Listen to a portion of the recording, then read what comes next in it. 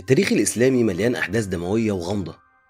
بس قصة نكبة البرامكة مش مجرد حدث سياسي عابر، دي تراجيديا إغريقية مكتملة الأركان نبتت في تربة بغداد الذهبية. قصة عجن فيها الحب المفرط بالكراهية القاتلة، وتشبكت فيها الدماء العربية بالفارسية، ومصلحة الدولة بنزوات القلوب. النهاردة هنغوص في نفسية هارون الرشيد، الخليفة اللي قطع قلبه بإيده، وجعفر البرمكي النديم اللي دفع راسه تمن لقربه من الشمس. عشان نفهم حجم الكارثة لازم نعرف هما مين البرامكة أصلا. الناس دي ما كانوش مجرد موظفين شاطرين اتدرجوا في المناصب، لا، كانوا شايلين في جيناتهم قداسة نفست في لا وعي الرشيد قداسة الخلافة نفسها. القصة بتبدأ بعيد قوي، في مدينة بولخ في أفغانستان الحالية، عند معبد عظيم اسمه النبهار. المعبد ده ما كانش مجرد مكان للعبادة، كان مؤسسة دينية واقتصادية ضخمة جدا. مكانتها عند أهل الشرق كانت زي ما كانت الكعبة عند العرب. كلمة برمك في الأصل مش اسم شخص، دي تعريب للقب براموكا السنسكريتي، واللي معناه الرئيس أو الكاهن الأعظم. جد البرامكة كان هو السادن الأكبر للمعبد ده. المؤرخين اختلفوا، هل هو كان بيت نار للمجوس ولا معبد بوذي؟ بس الأكيد إنه كان مكان أسطوري متغطي بالحرير والدباج ومتعلق عليه جواهر نفيسة، والملوك كانت بتجيله تحج وتخضع لسدنته. ولما دخل المسلمين بولخ سوبيت زوجة برمك نفسه وابنه، وبعدين برمك أسلم وحسن إسلامه. البرامكة نقلوا معاهم جينات الأبهة والسلطة الروحية دي لدولة الإسلام، وعشان كده لما بقوا وزراء ما كانوش بيتصرفوا كوزراء عاديين، كانوا بيتصرفوا كأنهم سدنة جداد لإمبراطورية جديدة. وهنا بدأت أخطر ربطة في القصة. في عهد الخليفة السفاح زوجة خالد بن برمك أرضعت ابنة السفاح، وزوجة السفاح أرضعت ابنة خالد، فبقوا إخوة في الرضاعة. التداخل البيولوجي ده أسس قاعدة خطيرة جدا: إحنا عيلة واحدة، القاعدة اللي هتتكسر بعنف ودم بعدين.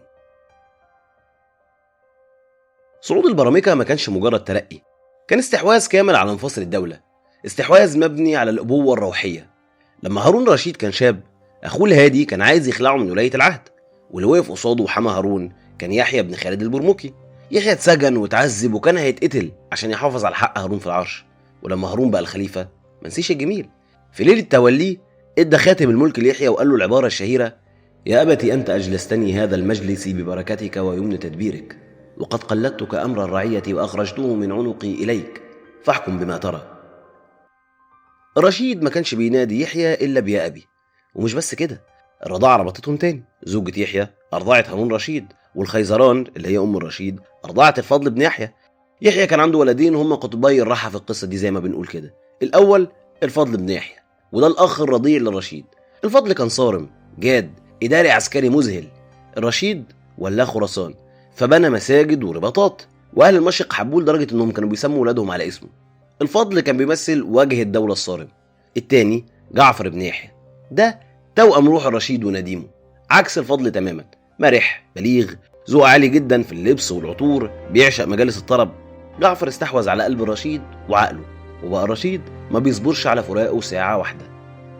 البرامكة فضلوا الحكام الفعليين لمدة 17 سنة، من 170 هجرية ل 187 هجرية. يحيى يدبر والفضل ينفذ في الولايات، وجعفر يوقع عن الخليفة وماسك خزان الفلوس. الطرف اللي عاش فيه البرامكة كان سبب رئيسي في إثارة نقمة العامة وغيرة الخليفة نفسه. جعفر بن يحيى بنى قصر في الجانب الغربي من بغداد اسمه قصر الجعفري. القصر ده اتصرف عليه 20 مليون درهم، كان آية في الفخامة، حدائق معلقة وبرك من الزئبق بتعكس ضوء القمر، وقاعات متزينة بالذهب والفسيفساء.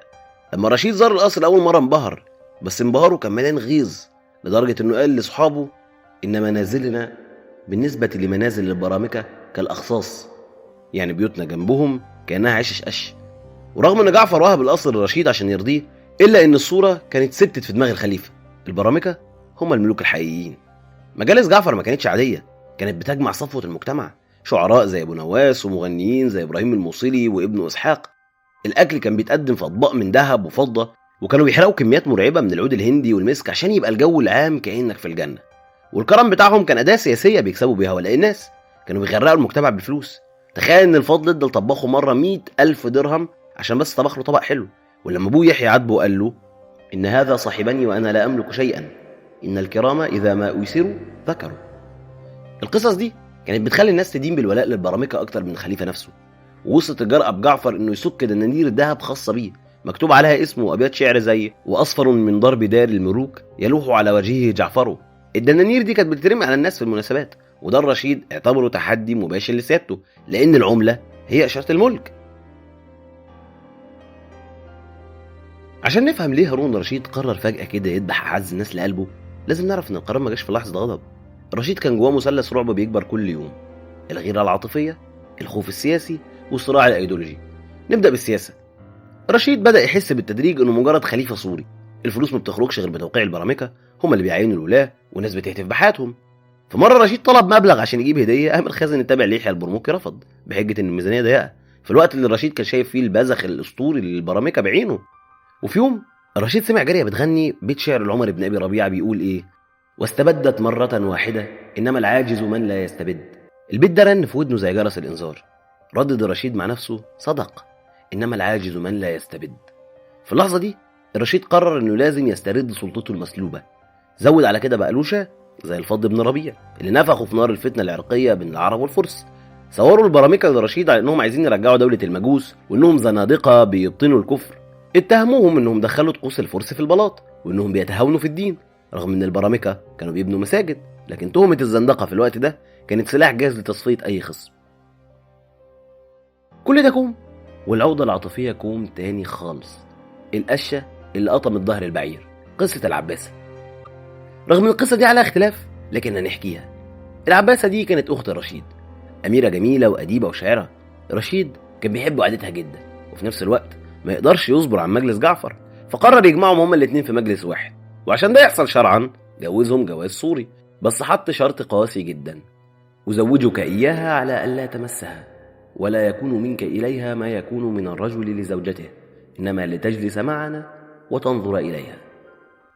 لكن تحت تأثير الخمر والجمال خالف جعفر العهد، وفي بعض الروايات العباسة هي اللي بدلت وعرضت نفسها عليه في لحظة سكر.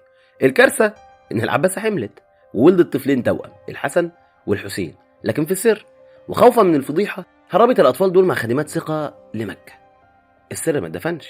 جارية من الجواري أو خصم سياسي نقلوا الخبر لزبيدة زوجة الرشيد. زبيدة أصلا كانت بتكره البرامكة عشان كانوا بينحازوا للمأمون ضد ابنها الأمين، فما صدقت وراحت بلغت الرشيد. الرشيد ما صدقش أو رفض يصدق. نزل حج بنفسه سنة 186 هجرية خصيصا عشان يتأكد، وهناك جواسيس وصل للأطفال والرؤية وضحت. خيانة الدم حصلت. فتخيل معايا الصدمة النفسية. رشيد كان بيحب جعفر لدرجة انهم كانوا بيجوا عليهم اوقات يلبسوا عباية واحدة واسعة ويدخلوا فيها هما الاتنين سوا كأنهم شخص واحد برصين. رشيد كان شايف جعفر امتداد لنفسه، ولما اكتشف ان جعفر ليه حياة سرية وبيخونه في شرفه، الحب التملكي ده اتحول لكراهية تدميرية. يعني الانتقام كان انتقام عاشق مخدوع بالمعنى النفسي. الرشيد رجع من الحج ونزل في منطقة قريبة من الأنبار. في اليوم ده الرشيد مثل دور عمره. اتعامل مع جعفر بمودة مفرطة، أهدى عطور وهدوم وودعه بحرارة وقال له: سر إلى منزلك واشرب وله وسأشرب أنا وأله. جعفر اطمن تماما وافتكر إن الغمامة عدت وإنه معرفش. جعفر راح خيمته، جاب صحابه وندمائه ومنهم مغني أعمى اسمه أبو زكار. بس الجو كان مقبض وتقيل، كأن جعفر حاسس بدنو أجله زي ما بيقولوا. فجأة المغني الأعمى غنى أبيات نزلت زي الصاعقة: فلا تبعد فكل امرئ رهين سوف يطرق أو يغادي، وكل ذخيرة لابد يوما ستأتيها المقادر بالنفادي. جعفر اتشائم جدا، رمى الكاس وصرخ: ما هذا الشعر في هذا الوقت؟ المغني حاول يلطف الجو بس خلاص القضاء كان نزل. في نفس اللحظات دي في قصر الخليفة الرشيد كان قاعد لوحده بيغلي. استدعى مسرور السياف، آلة القتل الصامتة. الرشيد ببرود مرعب قال له: يا مسرور، ائتني برأس جعفر الساعة. مسرور اتصدم قال له: يا أمير المؤمنين، جعفر؟ الرشيد بصرامة قال له: نعم جعفر، وإن راجعتني ضربت عنقك. مسرور راح لخيمة جعفر واقتحمها من غير استئذان. فجعفر قام مفزوع وقال له: يا مسرور ما وراءك؟ مسرور قال له الجملة اللي جمدت الدم في عروقه: جئت لما تكره، أمير المؤمنين يطلب رأسك. جعفر نزع على ركبته بس رجلين مسرور السياف وهو بيترجاه: يا مسرور، لعل أمير المؤمنين اليوم سكران، عد إليه في الصباح لعله يندم إذا أفاق وتكون أنت السبب. مسرور رد عليه بجمود وقال له: لا حيلة، الأمر صارم. فجعفر قال له: دعني أدخل عليه أكلمه، أو خذني إليه حيا ليسمع كلامي ثم يفعل ما يشاء. منصور رفض وقال له الدخول لا سبيل له. فجعفر استسلم وطلب طلبه الأخير، إنه يصلي ركعتين. صلى جعفر وهو بيرتجف، ومنصور خده بره الخيمة وضرب عنقه. مسك الراس، حطها في الدرع وراح بيها للرشيد. مسرور حط الراس الدامية قدام الخليفة. الرشيد فضل باصص لراس حبيبه وتوأم روحه طويلا في صمت، وبعدين رفع عينه وقال بلسان بارد: ائتني بفلان وفلان.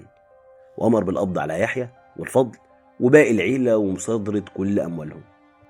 وللإمعان في تدمير الأسطورة أمر بشق جعفر نصين، وصلب كل نص على جانب من جسر بغداد، وعلق الراس فوق الجسر عشان تبقى عبرة لأي حد يفكر يعلى على الخليفة.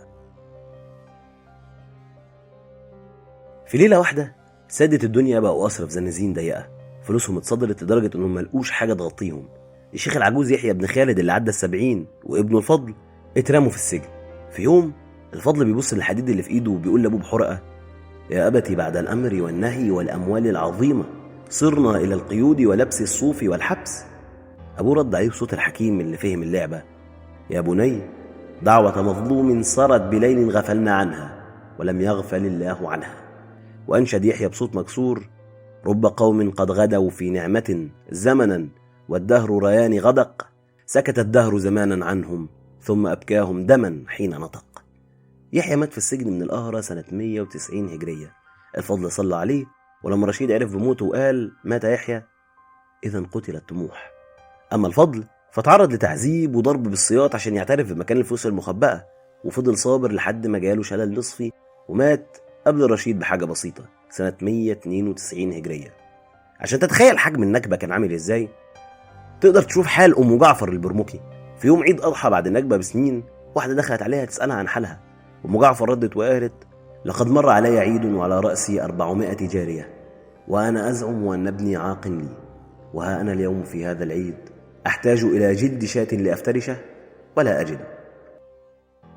رشيد من جبروته منع الناس ترثي البرامكة، وتوعد إن اللي هيعمل كده هيتقتل.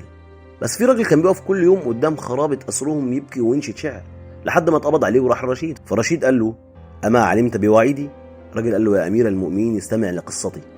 وحكى له ازاي يحيى البرمكي انقذه من الفقر واداله عشرات الالاف من غير ما يعرفه، وزوجه وغناه. وبص الخليفه وقال له: فهل يلام مثلي على رثاء من احياه؟ رشيد قلبه رق، عفى عنه وادى برضه فلوس. الرشيد ما فرحش بالملك كتير بعدهم. خراسان اتضربت والاداره المركزيه اللي كان ماسكها يحيى اتفككت. مات الرشيد بعدهم ب6 سنين بس في 193 هجريه، وهو في قمه الاكتئاب والمرض. في ايامه الاخيره كان لما سيرة البرامكة تيجي كان بيتنهد ويقول: غدرنا بهم والدهر ذو تلون. ولما حد اتجرأ وسأله: طب ايه السبب الحقيقي ورا النكبة واللي حصل؟